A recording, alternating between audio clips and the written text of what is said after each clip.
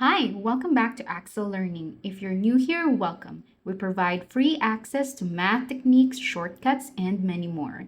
In today's video, we will learn a faster and smarter way to divide any number by 25. In this example, 675 divided by 25. First step, double the number. 675 times 2 is equal to 1,350. Next, double the intermediate number.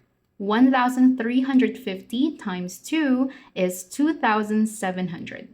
Then, insert the decimal point before the tens place, or divide by 100. That would mean you insert the decimal point between 7 and 0. And that is your final answer. 675 divided by 25 equals 27. If you like this video, push the like button and subscribe for more math techniques.